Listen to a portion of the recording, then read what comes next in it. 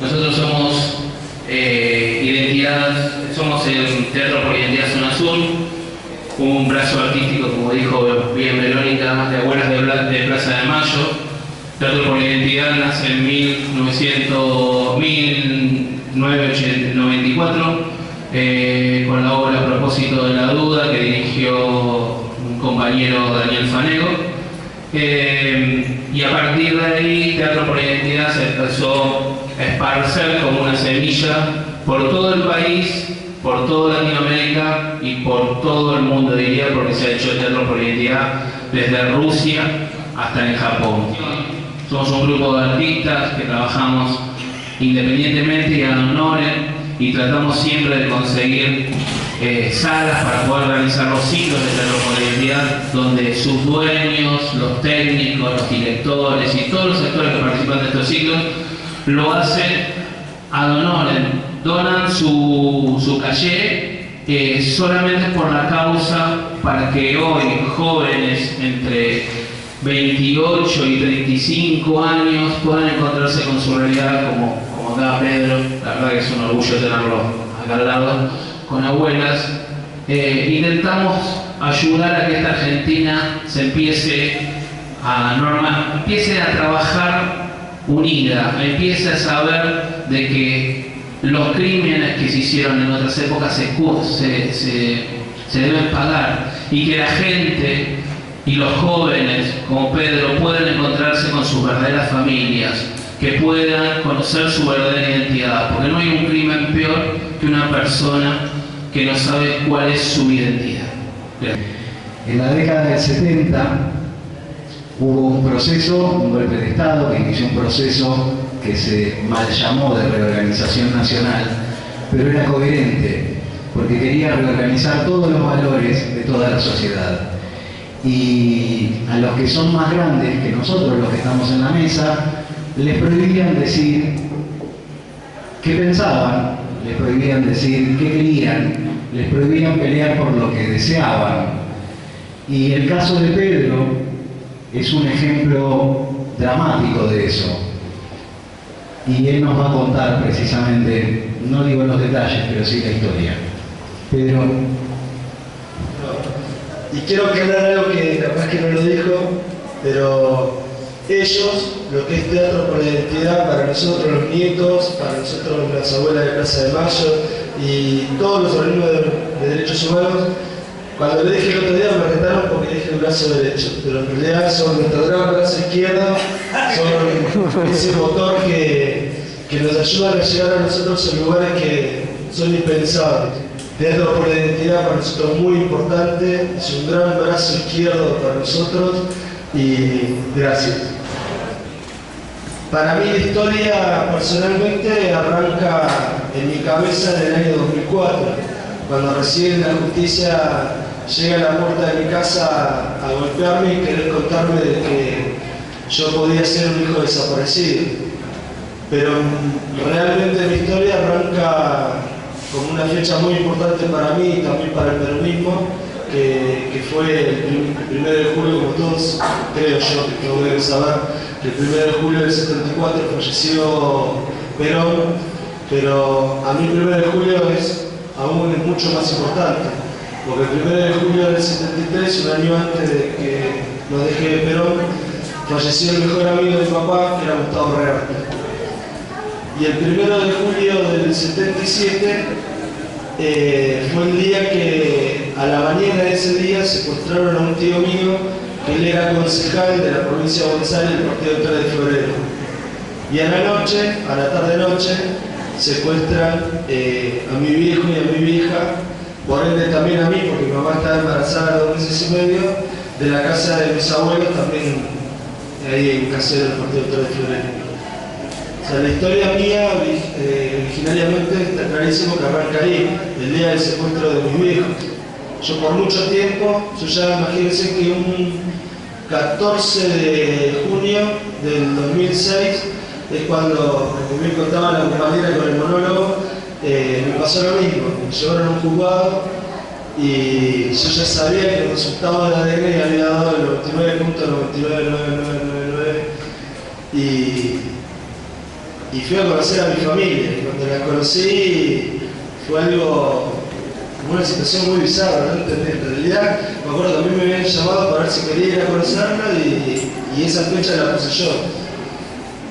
Y cuando fui me pasaron situaciones muy extremas, no entendía qué era lo que me iba a encontrar. Todos sabemos que creemos que es fácil encarar situaciones que uno no conoce, pero creo que entre todos nosotros sabemos que lo más difícil que uno tiene que hacer es dar ese primer paso para conocer lo desconocido.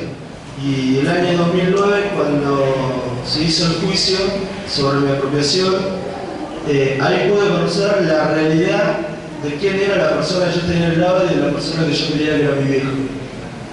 Piensen que para mí era mi viejo, que para mí era un tipo que tenía, como todo hijo tiene un padre, ¿no? Lo tenía allá arriba. Yo me acuerdo que un día me levanto a la mañana, me voy al bar donde iba todos los días, ahí en Tigre, en un Torcuato para ser más específico, y me pongo a leer el diario. Tomo el café y estaba leyendo el diario. Y en ese momento, cuando leo el diario, encuentro, como dice, ¿no?, el gran diario argentino, el Clarín, decían que un artículo, una breve reseña, dice: es comandante de gendarmería detenido por la falsificación, reclutamiento, robo de identidad y IBE.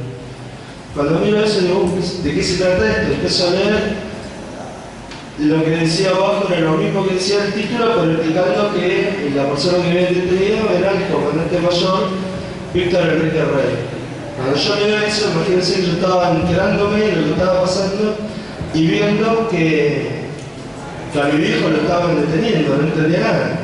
Entonces llamo a la casa de mis apropiadores, hablo con la mujer y me dice: sí, es verdad, tu papá está detenido, está en Campo de Mayo, en Navarra.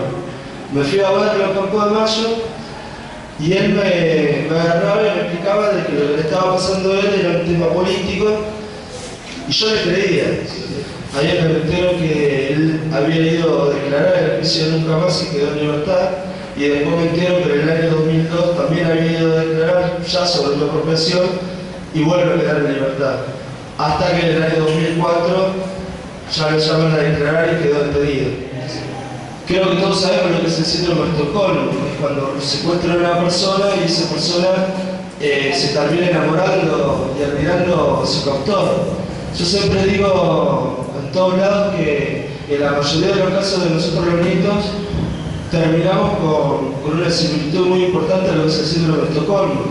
Que la diferencia es que nosotros somos secuestrados, o mejor dicho, somos robados desde muy chiquitos, prácticamente desde que uno nace, o en mi caso desde antes de nacer. Y entonces tenemos una duración tan importante que no es muy complejo generar ese desarraigo y ir a conocer esa verdad. Pero bueno, el tema es ese, yo crecí en esa burbuja. Imagínense que, no me quiero equivocar si fue en el 2008, no, fue a finales del 2009, yo me fui de Urla en el año 2004, antes que pase todo lo que me pasó sobre el tema de sobrepresión. Yo ya en el 2004, teniendo 24 años, me agarró la locura de me quiero independizar y me fui a vivir ahí en Tigre de Torcuato. Y a finales del 2009 fue volver a Urlingan por primera vez a dar una charla. También en la presentación de un libro que se llamaba De vuelta a casa, una gran amiga que se llama Analia Argento. Y me acuerdo que cuando estoy dando la charla, termino de dar la charla, se me acercan un par de personas y se me acercó un hombre que era el hijo, ya falleció por desgracia en el año 2010, que era el padre del negrito Florian. Y se acerca esta mujer y me dice que estaba muy orgullosa ella de ver esta participación mía de dando la charla, porque uno de los hijos que había sido alumno de él hasta el día de la fecha le tenía admiración a mi apropiador. O sea, para mí la verdad que fue muy fuerte escuchar eso y hasta muy doloroso.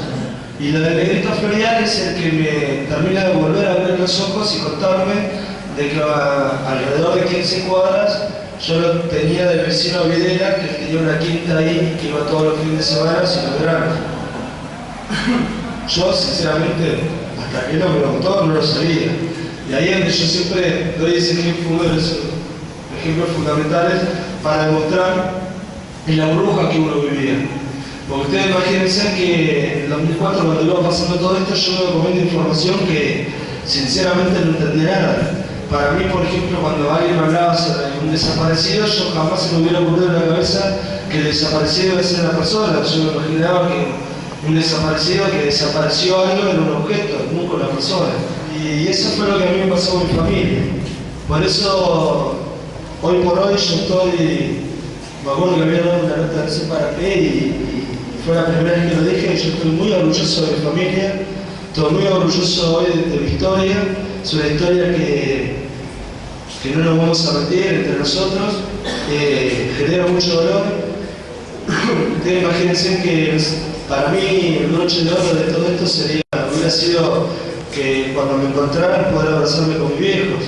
Y cuando a mí me encuentran, lo que uno se entera ahí es otro golpe bajo, otra tristeza, que es enterarse de que tu viejo no está y que nunca lo vas a encontrar. Hay un tema que cuando uno se pone a hablar sobre la identidad, solamente piensa que la identidad es saber el origen de uno, saber cuándo nació, saber quiénes son tus viejos, o sea, todo lo que sea relacionado con la familia. Pero en realidad la identidad abarca muchas más cosas. No solamente abarca conocer el origen de uno, sino conocer el origen realmente de toda la familia. Pero hay algo que es fantástico, que se lleva parte de la identidad, que es el ADN, ¿no? Todos vemos que cuando estamos estudiando, ¿qué nos enseñan de lo que es el ADN? Te dicen que es una cadena de información. Y uno piensa que es una gimnada, que qué información puede haber en el ADN. Y lo busca en la parte biológica, la parte del color del pelo, los ojos y los rasgos físicos. Pero en realidad el ADN es una cadena de información mucho más compleja. Hubo muchos hechos que me marcaron y que me cambiaron. El tema de descubrir mi identidad y encontrarme con mi familia está más que claro que es uno de los puntos de partida para mí que me cambió la personalidad al 100%.